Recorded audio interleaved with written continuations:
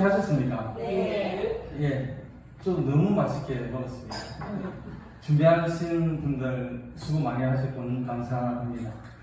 예, 하나님의 말씀 보겠습니다. 오늘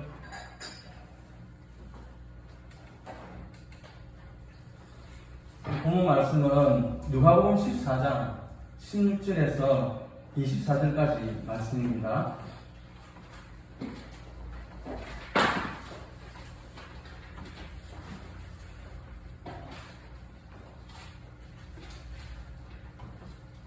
같이 읽겠습니다. 이르시되 어떤 사람이 큰 잔치를 베풀고 많은 사람을 청하였더니 잔치할 시간에 그 청하였던 자들에게 종을 보내어 이르되 오소서 모든 것이 준비되었나이다 하니 다 일치하게 사양하여 한 사람은 이르되 나는 밭을 샀으되 아무리도 나가 보아야 하겠으니 청컨대 나를 양해하도록 하라 하고 또 한 사람은 이르되 나는 소 5시리를 샀으면 시험하러 가니 청컨대 나를 양해하도록 하라 하고 또 한 사람은 이르되 나는 장가들었으니 그러므로 가지 못하겠노라 하는지라 종이 돌아와 주인에게 그대로 구하니 이에 주인이 노하여 그 종에게 이르되 빨리 시내 거리와 골목으로 나가서 가난한 자들과 몸 불편한 자들과 맹인들과 죽는 자들을 데려오라 하니라. 종이 이르되 주인이여 명하신 대로 하였으되 아직도 자리가 있나이다. 주인이 종에게 이르되 들과 사물파리가로 나가서 사람을 방문하여 데려다가 내 집을 채우라. 내가 너희에게 말하노니 전에 청하였던 그 사람들은 하나도 내 잔치를 맛보지 못하리라 하였다 하시니라. 아멘. 오늘 말씀의 제목은요, 마음의 천국을 누리자입니다. 지난주에 식당에서 우리 박성숙 집사님하고 몇몇 그 성도님들하고 호박씨를 까먹으면서 먹는 호박씨입니다. 먹는 호박씨. 예. 차차라고 하는 그 먹는 호박씨를 까먹으면서 또 맛있는 과일이 또 많았죠. 그래서 과일을 먹으면서 이런저런 이야기를 나누던 중에 우리 박성숙 집사님 너무 은혜로운 말씀을 하셨습니다. 집사님께서 그 대표지 않습니까? 대표지만 이제 그레츠에 들어가면은 또 을이 되는 경우가 있지 않습니까? 그러면 그레츠 사람들이 이것저것 지적을 하죠. 이것은 이래서 잘못되고 또 저것은 저래서 잘못되고 거기에 막 이렇게 야단을 치면은 보통 사람 같으면 그 파살이 어디로 돌아가겠습니까? 직원들이 돌아가겠죠. 당신들이 잘못해가지고 내가 이렇게 깨지고 막 이렇게 직원들인데 그 파살이 돌아갈 것인데 우리 집사님은 그렇게 안 하시고 직원들에게 수고했다고 다 끓여 주고 또 본인도 기분이 안 좋죠. 안 좋은 소리를 들었으니까. 그럼에도 불구하고 본인에게도 수고했다 이렇게 본인도 따뜻 끓여 주신다고 하더라고요. 네, 대단하죠. 사실 그렇게 하기가 쉽지 않거든요.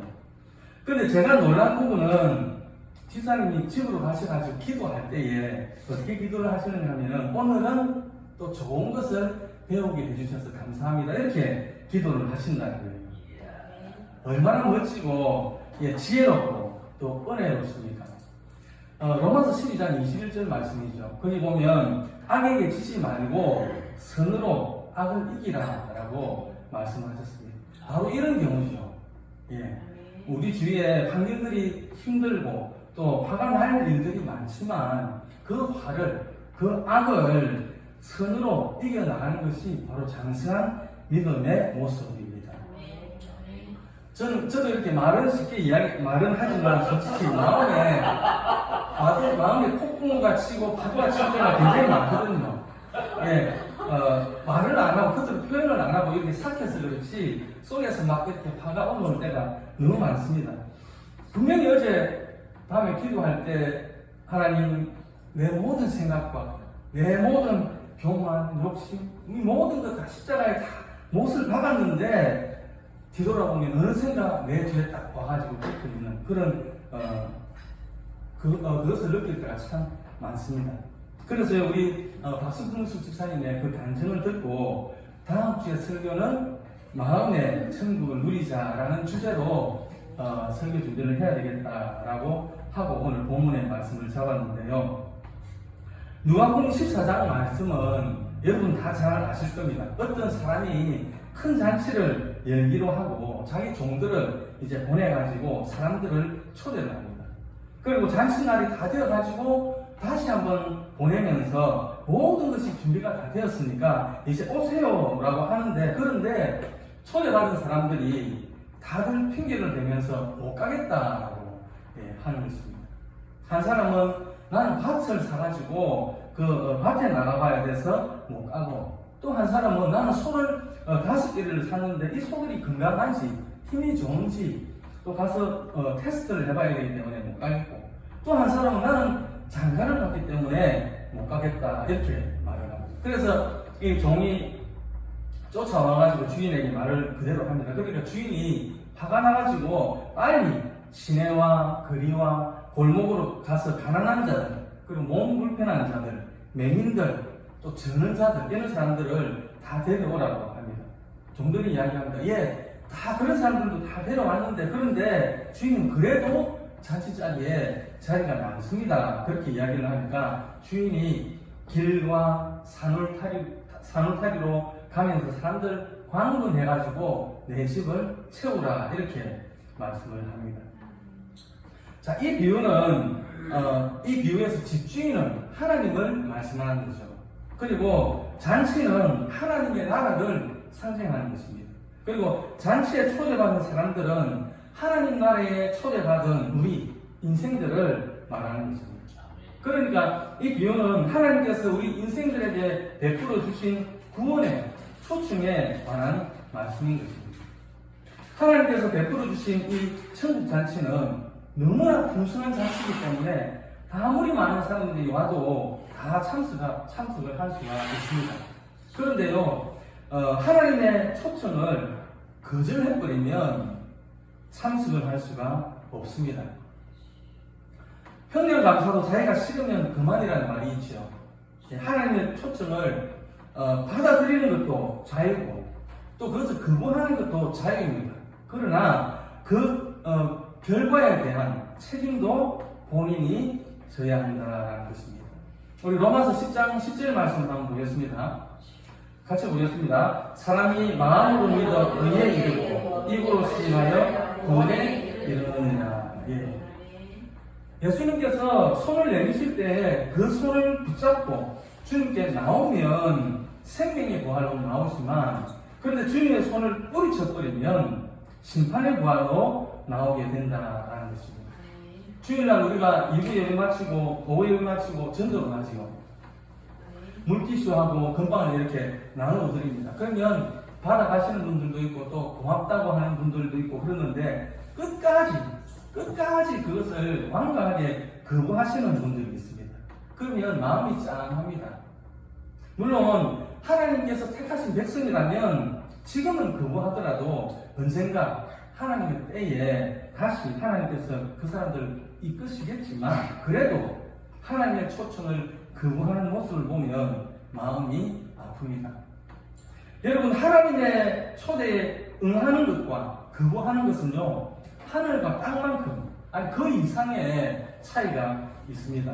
왜냐하면 영생과 영벌로 나누어지기 때문에 그렇습니다. 누가복음 16장 19절부터 보면은 거지 나사로하고 부자 이야기가 나오죠.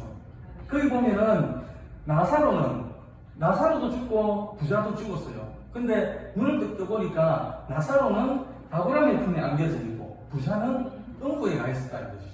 근데 그 응구가 어떤 곳이냐 그러면 물 한 방울도 허락이 안 되는 그런 곳입니다. 물 한 방울도 허락이 안 되는.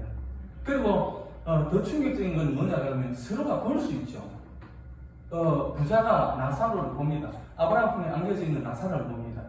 그거를 하루 이틀이 아니고 1년, 2년, 100년, 200년이 아니고 영원히 건너갈 수도 없고 건너올 수도 없고 영원히 갈라진다는 것이죠.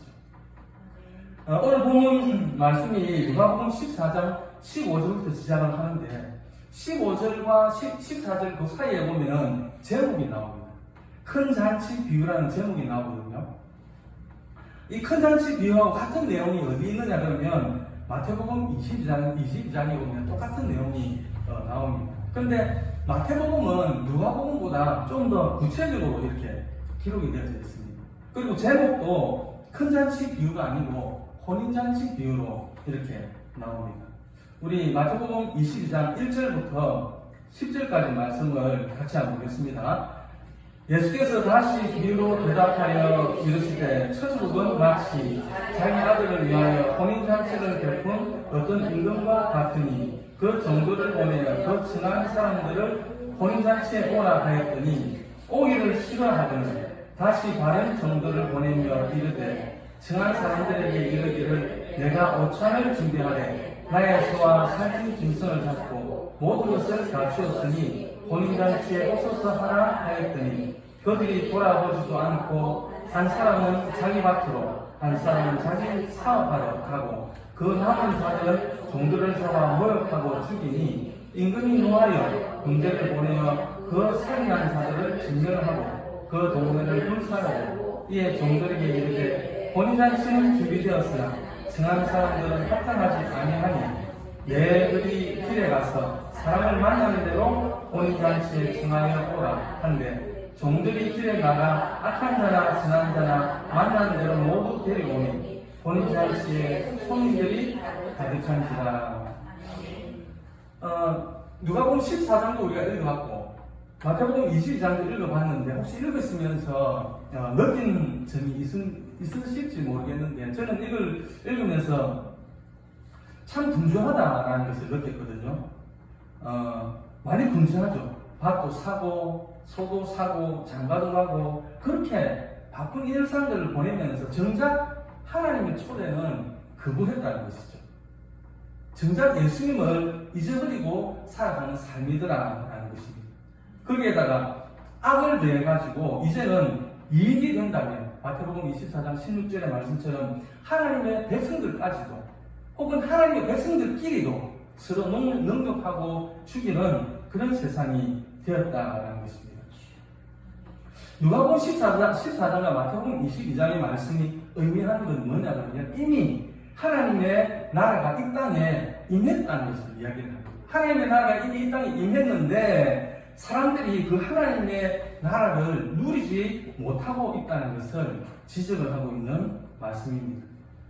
흔히 천국이다 그러면은 사람들은 이 땅에서 내가 살아가는 그 삶 가운데서 천국을 누리는 것이 아니고 내세에 내가 죽고 나서 내세에 누리게 될 그 천국을 생각하는 경우가 많습니다. 그런데 그게 아니라는 거죠. 천국은 이미 우리 안에 와 있다라는 것입니다. 누가복음 17장 20절 21절 말씀입니다. 같이 보겠습니다. 바리새인들이 하나님의 나라가 어느 때에 임하나이까 묻거늘 예수께서 대답하여 이르시되 하나님의 나라는 볼 수 있게 임하는 것이 아니요 또 여기 있다 저기 있다고도 못하리니 하나님의 나라는 너희 안에 있느니라. 예. 지금 예수님은 천국이 하늘에 있다라고 이야기하지 않고 또 나중에 너희들이 죽고 나면은 가게 될 나라다 이렇게 말씀도 하지 않고 천국은 너희 안에 있다라고 말씀을 하고 있습니다. 예수님은 마태복음 13장 그 씨 뿌리는 비유에서도 하나님의 나라를 미래적인 성격보다는 현재적인 성격으로 말씀을 하셨습니다. 마태복음 13장의 내용이 이렇죠. 씨를 뿌리는 사람이 나가서 씨를 뿌리는데 그 씨가 들어는 길가에 떨어지고 들어는 돌밭에 떨어지고 들어는 가시떨기 밭에 떨어지고 또 좋은 밭에 떨어지죠. 길가 밭에 떨어졌다고 하는 것은 말씀은 뿌려지는데 그 말씀이 마음에 숨기기 전에 마귀가 와서 그것을 빼앗아가는 그 사람을 길가밭이다 이렇게 말씀을 하고 있습니다. 이게 교회는 딱 오는데 설교 시작하면 딱 다리 꼬고 주무시는 모습이 있거든요. 그래가지고 희한하게 쭉 주무시는 게 아니고 설교가 목사님이 아멘 그러면 눈을 딱 뜹니다. 그게 신기한 거예요. 전혀 말씀을 안 듣는 이런 분들은 말씀이 선포는 되는데 씨를 뿌리는데 씨는 하나님의 말씀이거든요. 씨는 하나님의 말씀이고 뿌리는 사람은 하나님도 되고 예수님도 되고 목사님들도 되죠. 씨를 뿌리는데 그 씨를 받아야 되는데 그 씨가 뿌리면 그게 마음에 심기기도 전에, 떨어지기도 전에 마귀가 빼앗아가는 사람을 길가밭이다 그랬습니다. 그리고 돌밭은 그 말씀을 기쁨으로 받아요. 기쁨으로 받는데, 그런데 삶에 있어서 환난이 오든지 말씀으로 인한 고난이 오면 그냥 넘어져 버리는 사람, 그 사람을 돌밭이라고 했습니다. 또 가시떨기 밭은 말씀을 받고 믿고 어느 정도 고난도 견디고 그래서 믿음이 자라는 사람이에요. 어느 정도 자라는 사람인데, 그런데 세상의 염려와 재리의 유혹으로 믿음이 더 이상 자라지 못하는 사람. 빌보서 1장 23절 24절에 보면은 사도 바울이 자기의 동력자들이다라고 하면서 이렇게 사람들을 쭉 소개하는 부분이 나옵니다. 우리 빌보서 1장 23절 24절 볼까요? 예, 그리스도 예수 안에서 나와 함께 갇힌 자 에바브라와 또한 나의 동력자 나아가 아리스타고 데마 누가가 문안하느니라.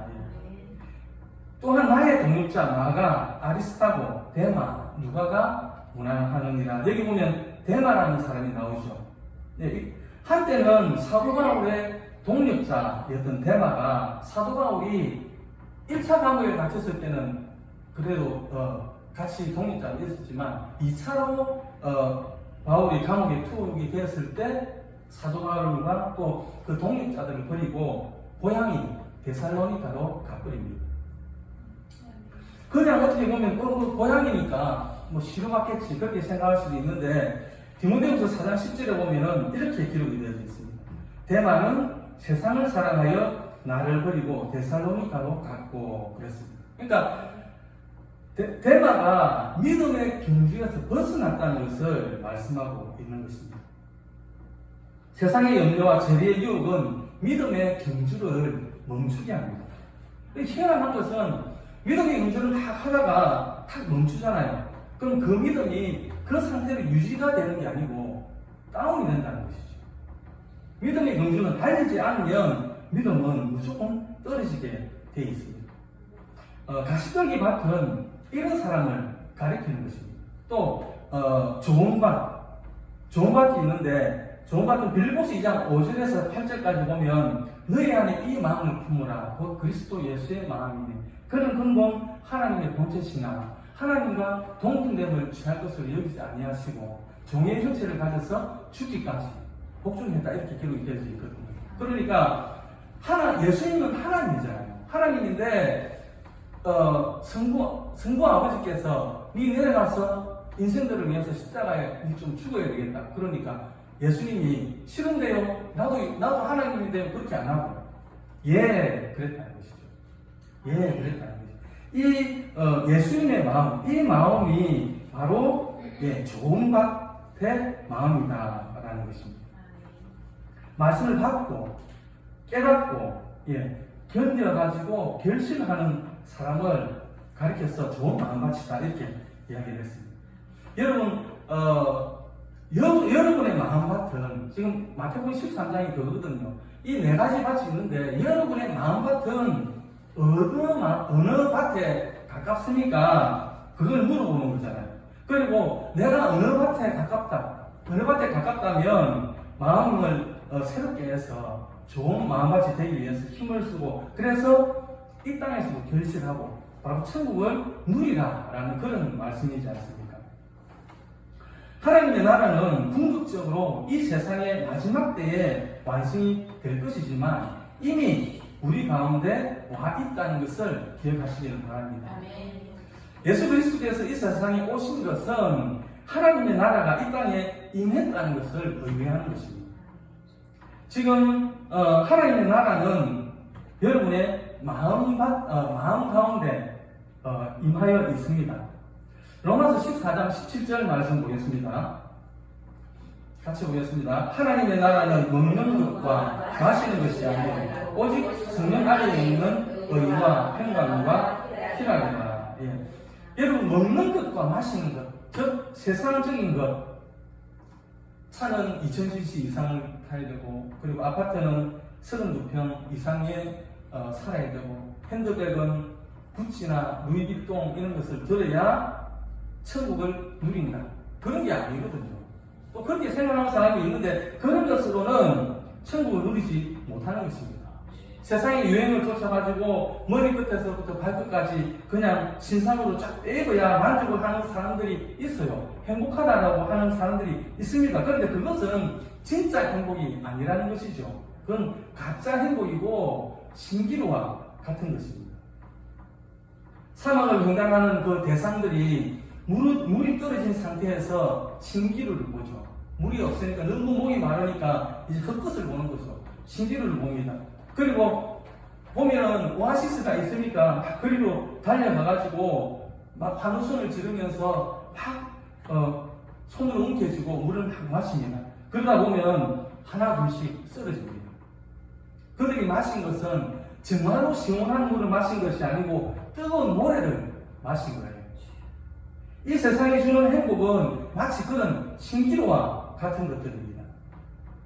그것은 진정한 행복이 아닙니다. 그냥 우리 믿는 사람들을 속이는 것에 불과한 것입니다. 로마서 14장 17절 우리 다시 한번 읽어보겠습니다. 하나님의 나라는 먹는 것과 마시는 것이 아니요 오직 성령 안에 있는 의와 평강과 희락이라. 예. 오직 성령 안에 있는 의와 평강과 희락이라. 여러분 성령으로 말미암아 말씀 안에서 천국을 누리셔야 합니다. 말씀 안에서 평강과 희락을 얻어야 합니다. 우리 큰딸 이름이 희연이잖아요. 희연이. 예, 기쁜 희자에 말씀 문자를 써가지고 제가 지었습니다. 우리 아버지가 큰딸이라고 아버지가 짓겠다고 하는 거 시켰습니다. 제가 짓겠습니다. 그때 제가 처음 은혜를 받았거든요. 교회를 어릴 때부터 다녔지만 그때 처음 이제 은혜를 받았어요. 결혼을 하면 보통 신랑 쪽 교회로 가죠. 그래서 저는 이제 아내 쪽 교회로 이렇게 왔는데 그 교회는 유난히 결혼을 하면 자매들이 결혼을 하면 신랑들을 다 데려오더라고요. 그래가지고 저만 이렇게 간 게 아니고 가서 보니까 남자들이 다 이제 이렇게 왔더라고요. 네. 그래가지고 그 신혼부부부터 해가지고 아마 3년차, 4년차 정도 이 부부들끼리 이렇게 묶어가지고 사람 정도로 그렇게 기억을 하는데 그렇게 묶어가지고 기관을 만들어가지고 성경 공부를 그 경승대 교수님이 그때 아마 안수집사님으로 기억을 하는데 그분이 이제 부장 안수집사님이었는데 이제 모아가지고 교재를 가지고 성경 공부를 했는데 은혜를 받아가지고 교회 밖에 이렇게 나오니까 세상이 달라 보이는 거예요. 너무 좋아가지고 야 말씀만 있으면 아무것도 필요가 없겠구나. 말씀만 있으면 이 세상 아무 문제될 게 없겠구나. 그렇게 제가 느꼈거든요. 그래서 우리 그 희연이가 태어났을 때 제가 기쁠 희자, 말씀은 자를 써가지고 희연이다. 너는 일평생에 하나님의 말씀을 기뻐하며 살아라. 그렇게 제가 이름을 지어 주었습니다. 여러분 하나님의 나라는 지금 여러분의 마음속에 임하여 있다는 것을 꼭 기억하시기를 바랍니다. 그리고 그 천국을 빼앗기지 말고 풍성하게 누리시기를 주님의 이름으로 축복합니다. 또 천국은 여러분의 가정에 임하여 있습니다. 예수 믿는 일로 혹은 교회에 관련된 일들 때문에 가정 불화가 일어날 때가 있죠. 예. 하지만 그것은 온전한 하나님의 나라로 만들어져 가는 과정에 그 과정에서 필연적으로 일어나는 일이기 때문에 그거를 가지고 왜 우리 가정이 왜 이렇게 교회 다니고부터 왜 이렇게 힘들어지지 의아해하고 낙심할 필요가 없다라는 것입니다. 만약에 여러분의 가정이 예수를 믿지 않는 가정이라면 교회 때문에 싸울 일이 없겠죠. 고민할 일들이 없겠죠. 교회를 다니기 때문에 여러분들이 그래도 예수님을 따라서 믿음의 여정을 나서기 때문에 핍박이 있고 갈등이 있고 때로는 눈물을 쏟아야 될 일들이 있다는 것입니다. 그것은 그만큼 하나님의 나라와 사탄의 나라 간에 치열한 맹렬한 영적 싸움이 있다는 것을 증거하고 있는 것입니다. 그러므로 그것은 슬퍼할 일이 아니고 바람직한 일이다라고 말할 수 있을 것입니다. 사탄의 나라는 결국은 패하고 무너질 것입니다. 겨자씨는 비록 작고 보잘것없는 것이지만 나중에는 큰 나무가 되어서 새들이 깃들일 만큼 자라게 됩니다. 또 누룩은 적은 분량이지만 많은 양의 밀가루를 부풀립니다. 이와 같이 하나님의 나라는 시작은 작고 미약하지만 나중은 심히 창대하게 되고 마는 것입니다. 나사렛 예수의 이름으로 귀신들이 쫓겨나가는 것은 하나님의 나라가 이 땅에 임해서 사탄의 나라가 무너지고 있다는 결정적인 증거가 되는 것입니다. 오랫동안 사탄은 이 세상에서 임금으로 군림해 왔지만 이제는 사탄보다 더 강하신 우리 예수님께서 오셔서 사탄을 결박하셨습니다. 그래서 사람들은 사람들을 종으로 잡고 괴롭히던 귀신들이 예수의 이름 앞에 쫓겨나가는 것입니다. 이 세상은 여전히 죄악이 관영하지만 대세는 이미 결정이 났습니다. 예수 그리스도께서 십자가에서 죽었다가 부활하심으로 뱀, 곧 사탄의 머리를 상하게 하셨습니다. 머리가 상했다는 것은 소신할 수 없는 치명적인 패배를 당했다는 것입니다. 그러나 사탄은 최종적인 종말이 되기까지는 여전히 그에게 종로하는 자들 위에 군림하고 있습니다. 뿐만 아니라 사탄은 자기 때가 얼마 남지 않은 것을 알고 더욱 분내어서 발악을 합니다. 그래서 베드로가 이 시대를 살아가는 우리에게 이렇게 당부를 하고 있습니다. 베드로전서 5장 6절에서 9절 말씀 같이 보겠습니다.